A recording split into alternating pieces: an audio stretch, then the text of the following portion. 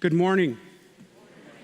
We are starting a new series this weekend called Why God? And we're going to be looking at some of the big questions that people ask. In fact, in the next couple of months, we're going to be going through some of the hard questions that maybe you have been confronted with. Maybe you've had them. And we're hoping that you'll be inviting your friends, you'll be involved, and I really do want to challenge you to become equipped in this area. In other words, the job of a pastor or a teacher, according to Scripture, is to equip the saints for works of service so that the body of Christ can be built up. The Bible says that we're to be prepared with an answer for anyone that asks us about the hope that we have, and then to do so, give answers with gentleness and respect. And so we want to be able to be equipped. And we live in a world in which we're going to need to be equipped. Us personally and our kids and our grandkids. How many of you in here would agree that there is such a thing as fake news?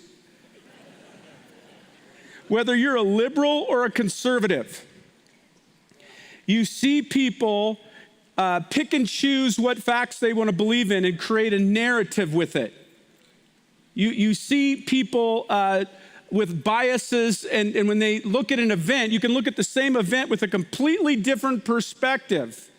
And then they'll try to put their arguments together in such a way to lead you to a conclusion. We embrace that happens in the news. Do you understand that it also happens in education? It also happens in education. We're going to start with why God? Why should I believe in God at all? And many of you know this. My background was I came from a church, from a pastor's house, and saw enough of what happens within the church to wonder whether anybody really believed it or it really worked. And then I went to a college. I went to 3 secular colleges, and in every single one of them, professors attacked what I had been taught with a fervor, with anger, as if it wasn't just enough that they wanted me to believe what they believed, but they hated what I had been taught as a kid. And so it wasn't just an education process, it was a bias-creating process.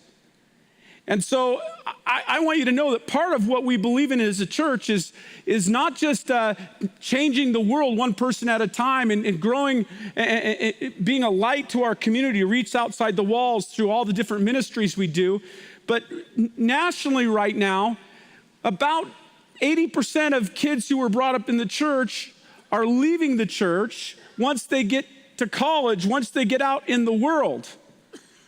And so for us, it's not just enough to go out and reach new people for Jesus because we believe what we believe is the truth and good for people, but it's to keep from losing those that we were already supposed to have. In our church, we have reactionary ministries, meaning once somebody's in a problem, we help them get jobs, we help them. We feed their families. We feed single moms, and we have recovery ministries, and we do all these things. But we also, on the proactive side, want to help people not ever get there to begin with. Make sense to you? That's part of what we're doing in the next few years with our 2020 vision. Again, I'm going to do this a little bit different. It's going to be more like a college classroom.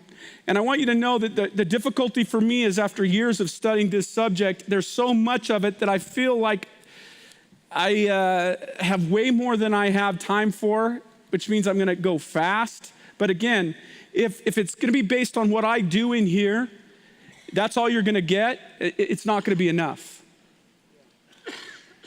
My hope is to challenge you to do some study on your own and get prepared with an answer. Even though it may not be the normal way you think, people do think this way. And the sad part for me is that there are all kinds of great answers to the objections the world gives, but most Christians don't know them. And what's worse than that is they don't even really want to know them, oftentimes. So my challenge is to give you a taste, but to challenge you for more. Right now, why are we doing this series? Well, because the battle's on, folks. And you may not be aware of it because you're not in the current culture of college. But you do see it in the news media in Hollywood. I hope you see it. Watch this video. This gives you a picture of what it looks like for many college students. No gods, no life after death, no ultimate foundation for ethics, no ultimate meaning in life, and no human free will are all deeply connected to an evolutionary perspective. You're here today and you're gone tomorrow, and that's all there is to it. Oh, I was a Christian, but I never heard anything about evolution because it was illegal to teach it in Tennessee.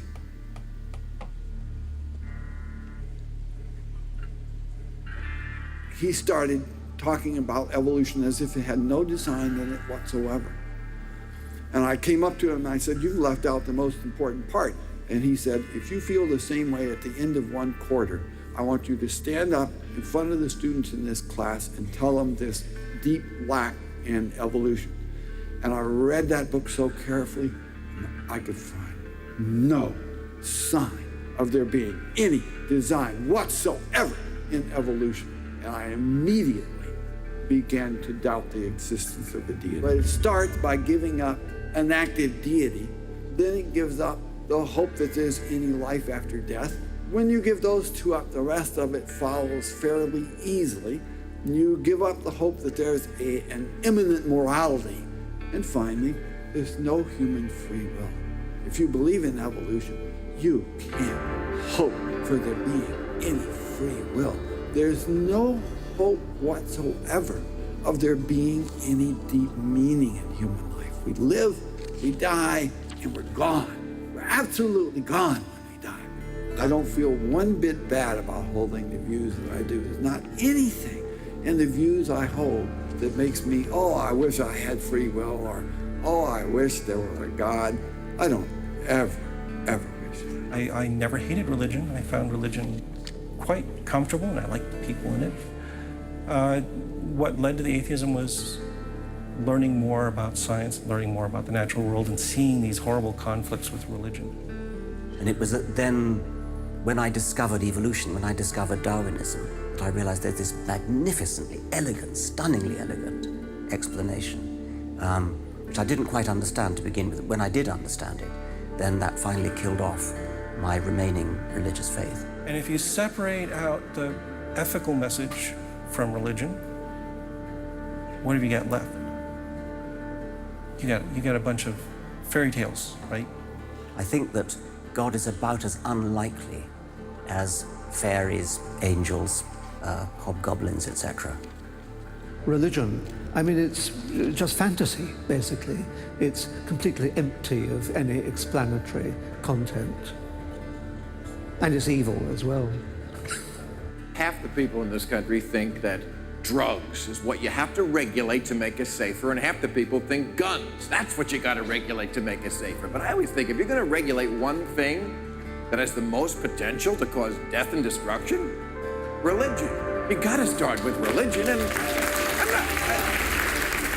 Religion is an idea that gives some people comfort, and we don't want to take it away from them. It's like knitting. People like to knit. You know, we're not going to take their knitting needles away. We're not going to take away their churches. But what we have to do is get it to a place where religion is treated at the level it should be treated. That is something fun that people get together and do on the weekend, and really doesn't affect their life as much as it has been so far.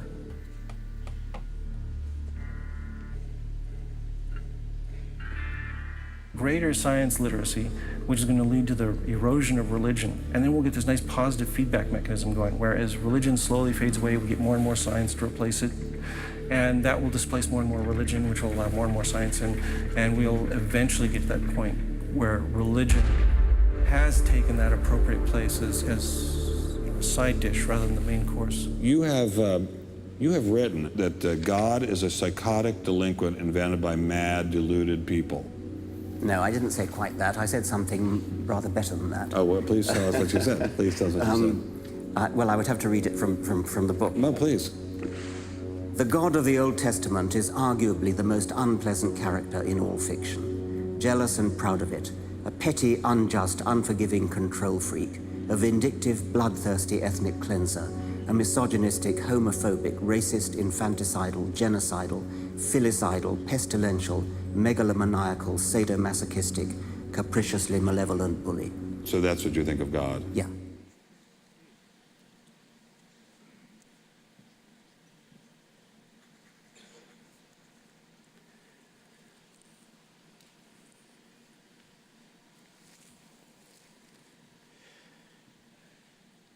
As you listen to that, I want you to go, all right,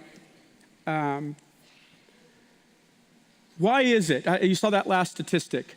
48% of people that don't go to college believe in some sort of creationism, intelligent design argument for how the world came to be.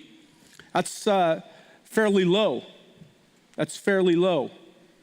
But considering the media and secularism in our culture, you can understand why. The messages, the attacks on Christianity, you can understand why. But if you do go to college, 21% believe. Why is that? Well, there are several reasons. First, professors like that, promoting and teaching their perspective and going far beyond the science, giving their opinions about Christianity. I want you to know that that's not just a few. All those guys were professors. I mean, Richard Dawkins is probably the #1 voice for evolution and atheism in the world. He wrote The God Delusion, you know. The rest of those guys are professors in colleges. You might go, well, how much of that is there? I went to 3 colleges and all 3 had professors like that telling me that. First one, how many of you believe? That was the first question I got in my first biology class here at NIC. How many of you believe that God created the earth? 20 of us out of 100 and some kids raised their hands. He said, I want you to know that you've been taught by uneducated people. Those of you who have raised your hands. And by the end of this class, we're going to have had you educated. That's what's being said in many. Not everywhere, not every teacher. Ben Stein did this video, part of which you just saw. It's called Expelled, because he went around trying to figure out why teachers who believe in any sort of intelligent design or creationism are fired from universities. Because one of the things that the universities will tell you is nobody actually believes this. Well, no, there's a ton of scientists who believe in intelligent design, but they're all fired from the universities. So they're not at the universities because they're fired. Why is that? And Ben Stein, who is not a Christian, went on a research mode. I would just ask you to watch it. See, in school you're told nobody who's intelligent believes in anything other than Darwinian evolution. That's just not true, but that's what you're told. And I want you to look at the video. Each one of those scientists, each one of those professors told you how they got to where they were at. They each came with a religious perspective, but their professors challenged their belief in a God. And Dr. Provine said, they challenged me, read it and you won't see design. And after the end of the semester, you can get up and teach it at the end of the semester. No, for an entire semester of reading books and being preached to in the name of science, he lost his faith. And then he became one who did the very same thing to his students. Their kids weren't ready. None of them were ready because I don't know whether his parents just didn't know that they were going to do that to their kids. I think that's part of it. It's so funny how we just aren't aware oftentimes because we're insulated of what's going on. Well, today I'm going to give you 4 reasons I believe in God, and I'm actually going to push you to a book by C. Warner Wallace called God's Crime Scene. Obviously, that's a new book. It hasn't been around very long. Most of the research I did was years ago, and since that time, but it does a good job of summing up arguments, and it gives you something to read. And some of these books and resources are there in your notes. I would encourage you to look at those. But I want you to understand that most of human history, most of human beings have believed in God. Right now in America, a vast majority of people believe in God. Although in the last 25 years, the number of atheists is growing exponentially, but you can see why when you've got, Bill Maher on the media, the secular media, you've got these kinds of guys saying what they're saying. At the very least, they don't want you to be Christian. And so first they'll attack God, but if you're going to believe in God, it can't be the God of the Bible. And so next week, we're going to be talking about why do I believe in the God of the Bible?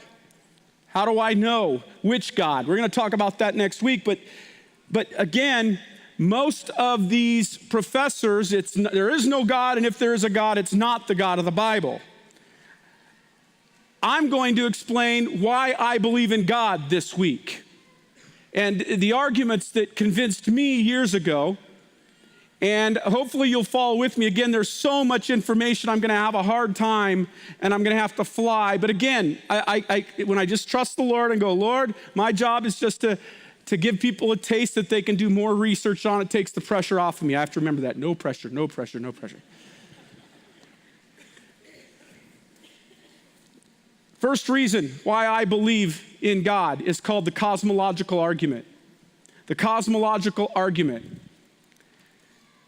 Here's what the cosmological argument is all about.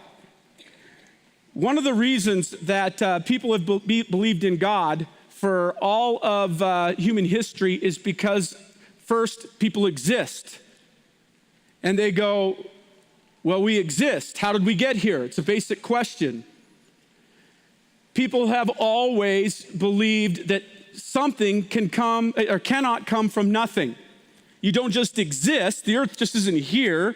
And then it just happened that way. Something had to have been the cause of that effect. And so they've believed in God.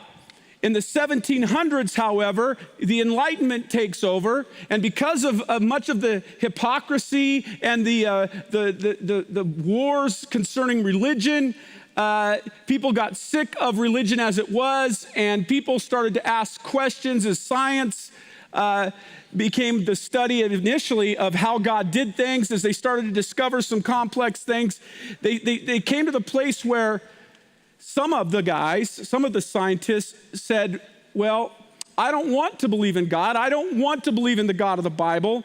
Charles Darwin comes along about that time, and his daughter dies. He's angry at the concept of God. Why do bad things happen? The Bible can't be true. We'll be answering that question, why do bad things happen, later on in the series. But that led him to try to find a way around a personal God.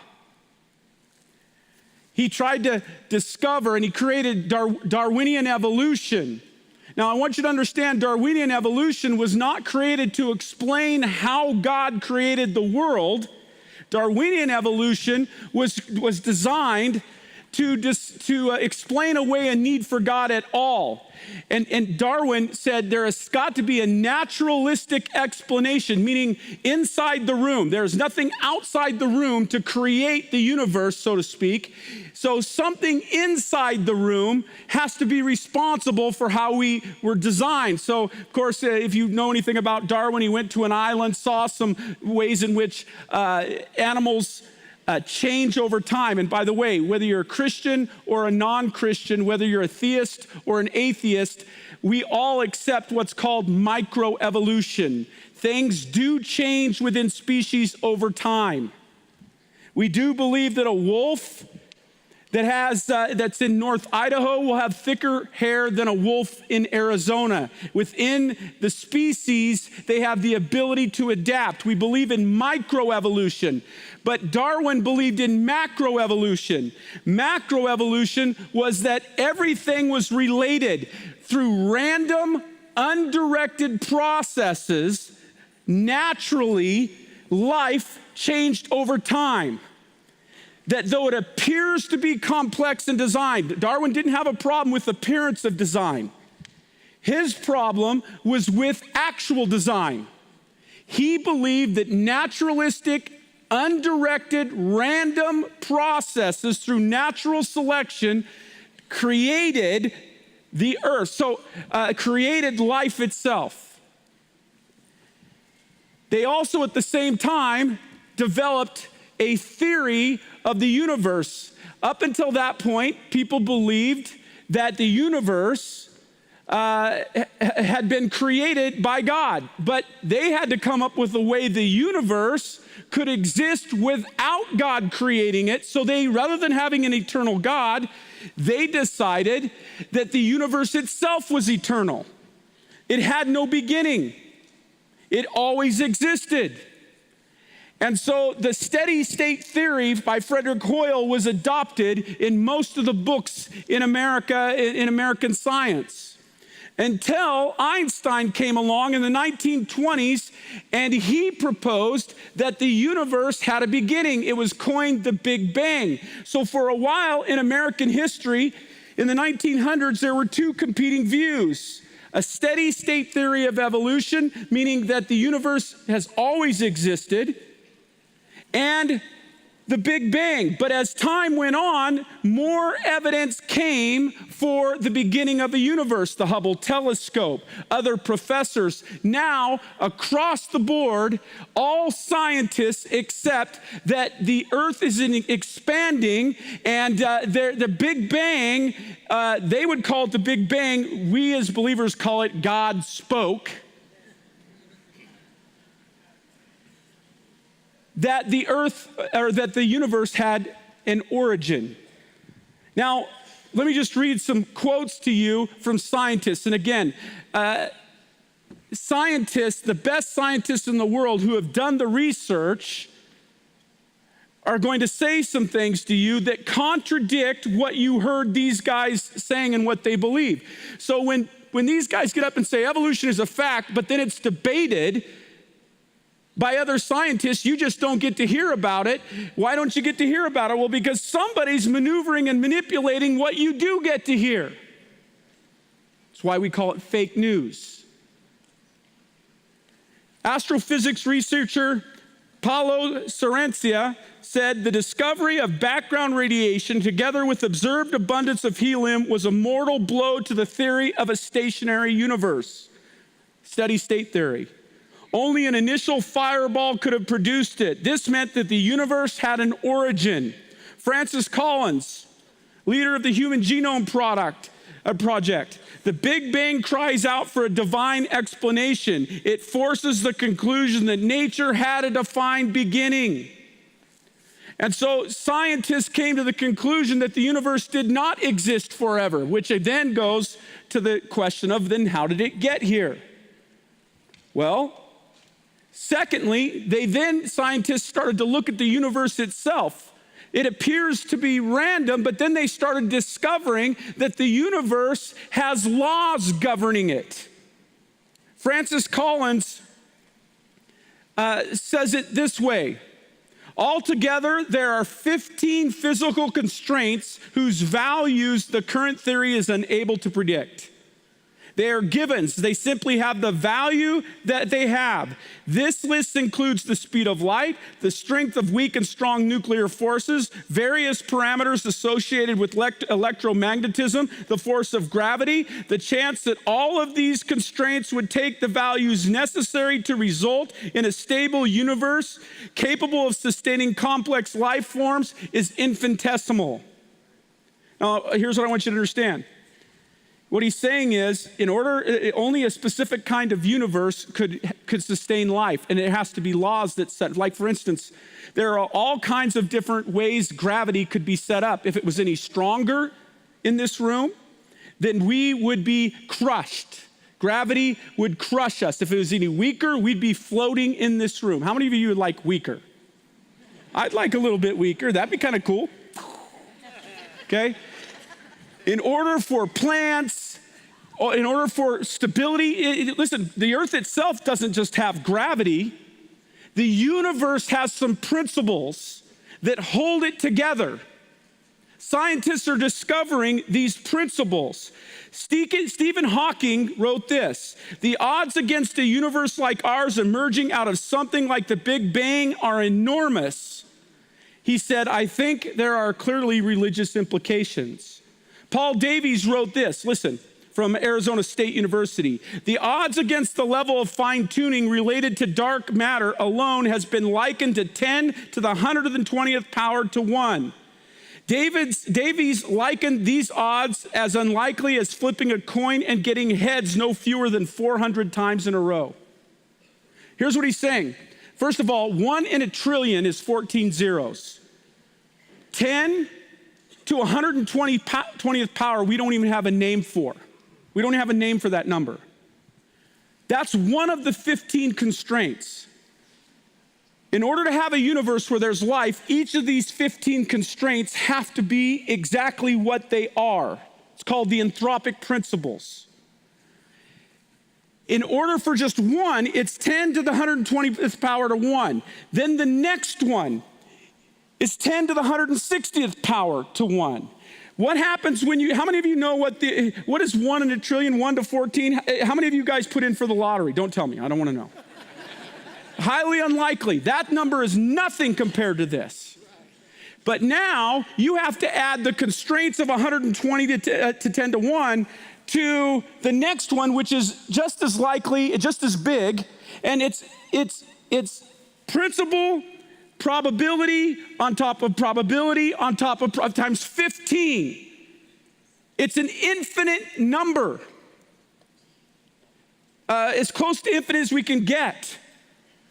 The probability of this happening is nil.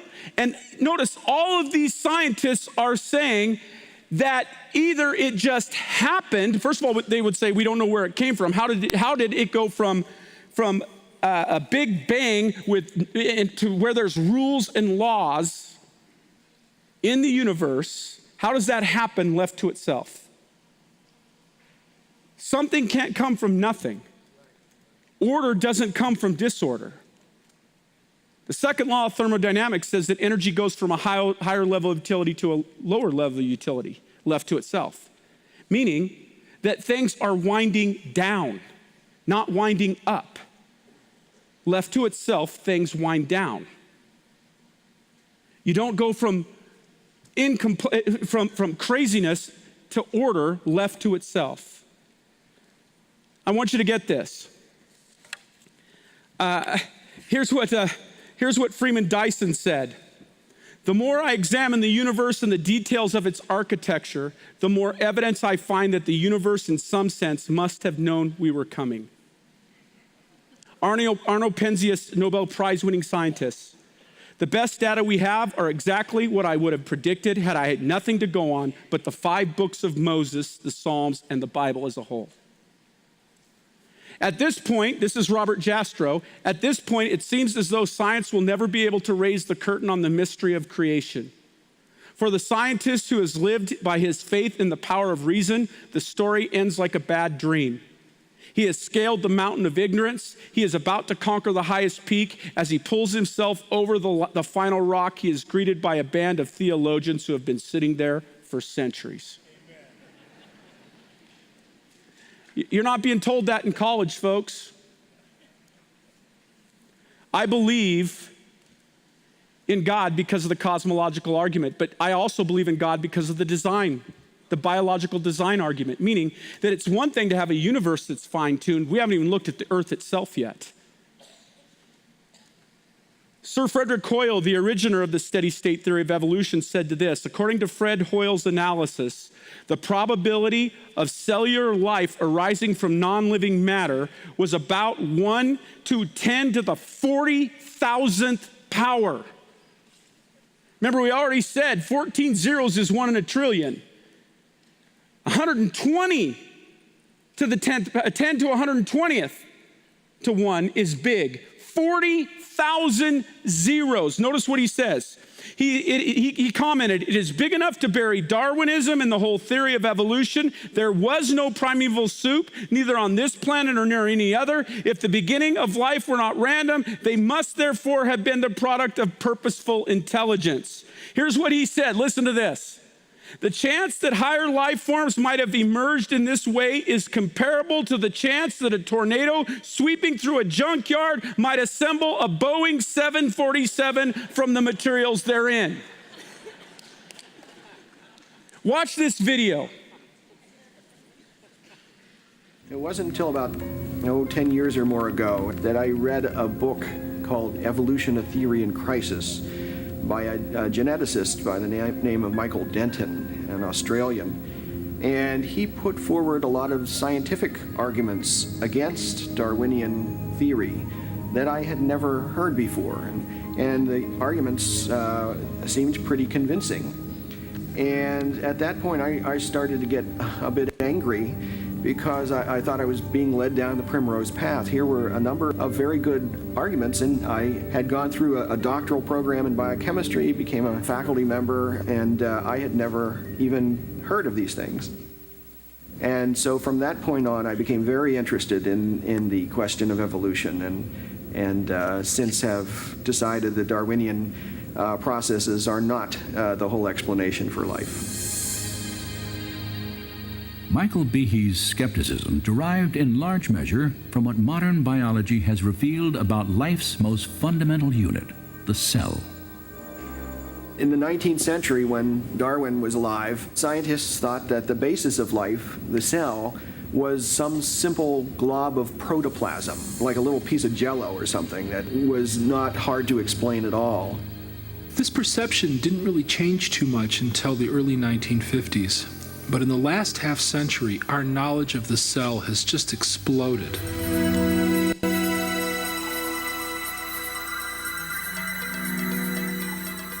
Today, powerful technologies reveal elaborate microscopic worlds. Worlds so small that a thimbleful of cultured liquid can contain more than 4 billion single-cell bacteria, each packed with circuits, assembly instructions, and miniature machines, the complexity of which Charles Darwin could never have imagined. At the very basis of life, where molecules and cells run the show, we've discovered machines, literally molecular machines. There are little molecular trucks that carry supplies from one end of the cell to the other. There are machines which capture the energy from sunlight and turn it into usable energy. There are as many molecular machines in the human body as there are functions that the body has to do. So if you think about hearing, seeing, smelling, tasting, feeling, blood clotting, respiratory action, the immune response, all of those require a host of machines. When we look at these machines, we ask ourselves, where do they come from? And the standard answer, Darwinian evolution, is very inadequate in my view. In speaking on the topic of scientific naturalism and evolution... During the early 1990s, at a series of academic conferences, Behe first shared his doubts about the ability of natural selection to construct complex molecular machines. One machine particularly attracted his attention. I remember the first time I looked in a biochemistry textbook and I saw a drawing of something called a bacterial flagellum with all of its parts in all of its glory. It had a propeller and the hook region and the drive shaft and the motor and so on. I looked at that and I said, that's an outboard motor. That's designed, that's no chance assemblage of parts. Behe's reaction was not surprising, for the molecular motors that drive bacteria through liquid each depend upon a system of intricately arranged mechanical parts. These parts come into focus when portions of a cell are magnified 50,000 times. Biochemists have used electron micrographs like this one to identify the parts and three-dimensional structure of the flagellar motor.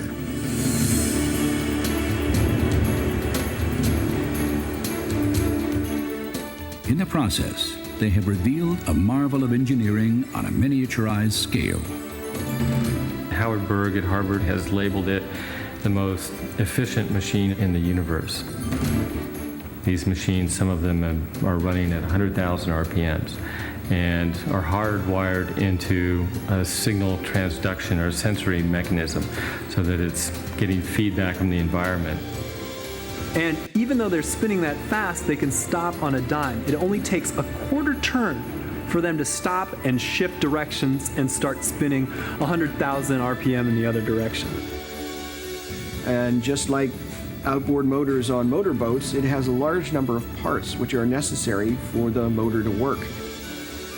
the bacterial flagellum, 2 gears, forward and reverse, water-cooled, proton motive force. It has a stator, it has a rotor, it has a U-joint, it has a drive shaft, it has a propeller, and they function as these parts of machines. It's not convenient that we give them these names. That's truly their function. Since its discovery, scientists have tried to understand how a rotary motor could have arisen through natural selection. As yet, they have failed to offer any detailed Darwinian explanation. I want you to notice first that Michael Behe, a professor who went through a secular doctorate program, had never heard of arguments contrary to Darwinian evolution, and he got the degree. Meaning that it's possible to go through a degree program and never hear about arguments on the other side. Would you agree? And he said, I felt like I got taken down the primrose path. They didn't even tell me that there were scientists who disagreed with any of this stuff. They didn't even tell me. They didn't even know. He didn't even know. And so he started to read other scientists, and he came to the conclusion that, wait a second, natural, random, undirected processes can't, no matter how much time, can't come up with complexity like what we're talking about within the cell. He's a microbiologist. See, within the cell, the simplest form of a cell, there are molecular machines within them that already exist, that are already so complex that humans can't even recreate them with computers. Natural random processes like a tornado going through a garbage dump does not create complex order. Natural selection is unguided. There's no mind doing it. Does this make sense to you? Well, I believe in God because I believe that cosmological argument makes sense to me, makes sense to pretty much everybody. I believe that the biological design argument makes sense. And again, remember, 15 constraints, probability for each one, let alone all of them. Now we have to go to adding the probability of chance mutation creating life, which, by the way, I don't think it's even 1 to 10 to 40,000 knots because we've never seen it actually happen. So why would we believe there's any odds to it? Third reason I believe in God is what's called the consciousness argument. The consciousness argument. You can put together a machine like a computer, you can network it, it can actually have a function, but a computer isn't conscious. It doesn't have an awareness to it. One of my back when I was early on, Dawkins wasn't the big dog. It was a guy named Anthony Flew who went around all over the country as an atheist, promoting atheism, and he'd actually debate with Christians all over the country. He near the end of his life, he was brought in to Florida, I believe, to do a debate with a Christian. And he'd been doing all kinds of research, and so the debate starts. He stands up to do his debate. The other guy the Christian gives his argument first, and then he stands up and says, "I'm sorry, folks, I agree with him." He finally decided that he believed in God. He wrote a book, There Is a God, How the World's Most Notorious Atheist Changed His Mind. Here's what he says about the consciousness argument. Let us perform a thought experiment, he says. Think for a minute of a marble table in front of you. Do you think that given 1 trillion years or infinite time, this table could suddenly or gradually become conscious, aware of its surroundings, aware of its identity, the way you are? It is simply inconceivable that this would happen. And the same goes for any kind of matter. Once you understand the nature of matter, the mass energy, you realize that by its very nature, it could never become aware, never think, never say I.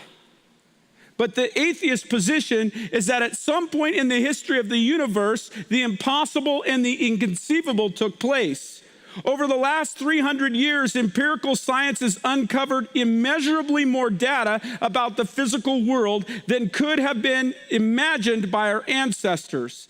This includes a comprehensive understanding of genetic and neural networks that underlie life and consciousness, thought, and the self. But beyond saying that these four phenomena operate with physical infrastructure that is better understood than ever before, science cannot say anything about the nature or origin of the phenomenon themselves. Here's what he's saying. Consciousness is not explained through putting material together. You can't do it. It doesn't make any sense. It's beyond human comprehension. Consciousness is something we don't even necessarily understand. It's something spiritual that is not explained by the mechanical. That's what he's saying. The fourth argument, and I'm sorry I'm having to go fast, but the fourth argument is what's called the moral argument. The moral argument. Remember, Darwinian evolution is a macroevolution where it says that everything started with a cell, it's related, and through random undirected processes, life emerged, complexity emerged. That the consciousness of human beings emerged, which is different, by the way, than animals that are run by kind of an inner wiring called instinct. There is this moral argument says this, that human beings have a shared moral sense of right and wrong that goes beyond survival of the fittest. I know that you've been taught that there's no absolute right or wrong from colleges. If you've been to the colleges, there is no absolute right or wrong. What's right for you is right for you, and what's right for me is right for me. The people claim this, they don't actually believe it, scientists are saying.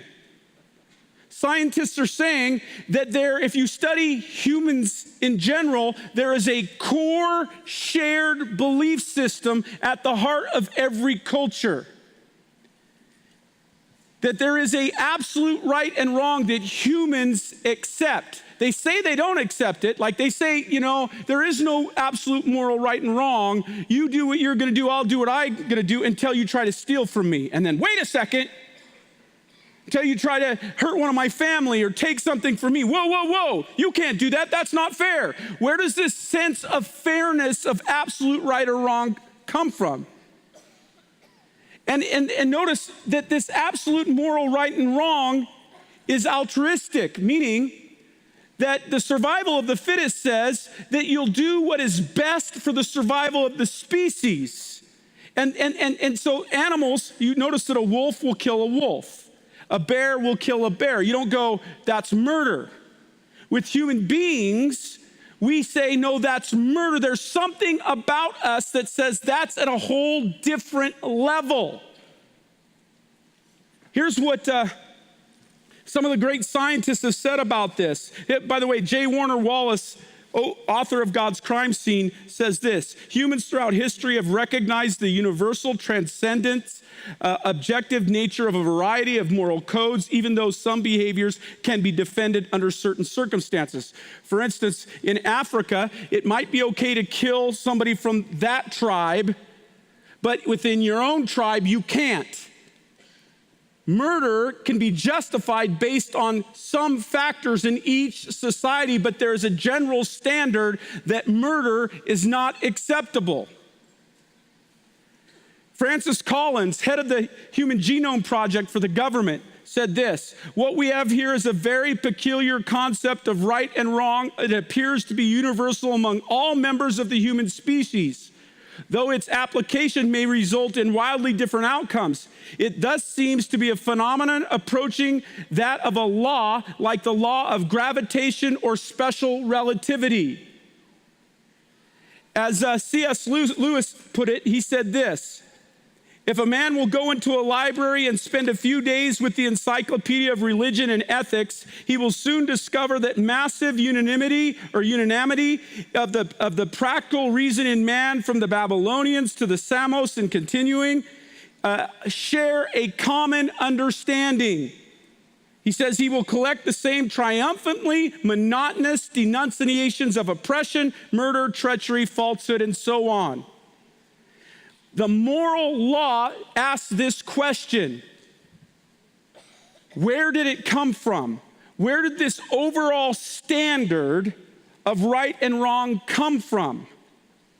Scientists are saying that the complexity of life has a problem when you get to consciousness and a moral understanding that humans share. It does not exist in animals, and nature with random undirected processes cannot create it. Now, let's look at this for a minute. Let's back up, because we could dive into each argument and go further and further, and believe me, it's been done. There are all kinds of books about all of it. But let's do this. Let's back up and ask, what does this cosmology, what does the universe tell us? What does biology tell us? What does consciousness tell us? And what does absolute moral truth tell us? Remember, I've said this to you before. When my sons used to draw pictures for me when they were little kids, I could tell something about my kids based on what they drew. I could tell what they cared about, how much complexity they gave. When they told me the story of it, I would go, oh, okay, one of my sons, he's very detailed. He's a good drawer, and he sees things that two of my other sons just don't see. My son sees lines and faces and detail, and what he would tell the other ones. You see something by the artist. What does this world tell us? Well, first, this world tells us that it had a beginning, it came from somewhere, and the universe itself is extremely powerful. Think about an atom for a minute. How powerful is it? The universe was created by somebody with great power. Secondly, the universe tells us that there is incredible intelligence involved. Would you agree?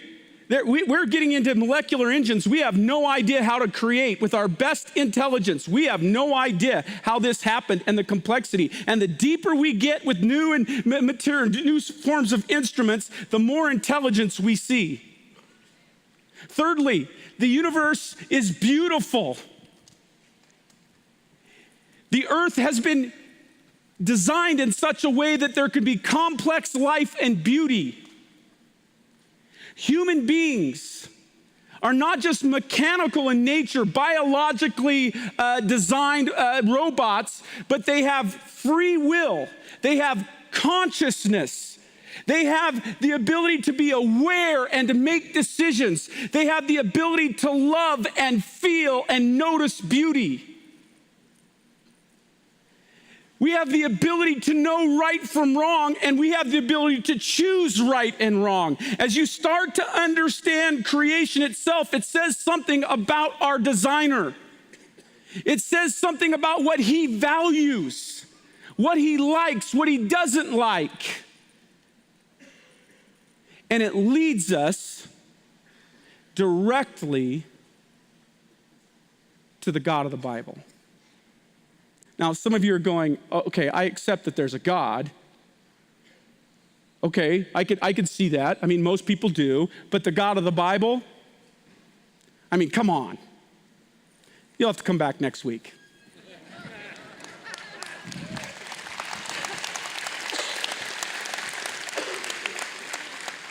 We're going to close today.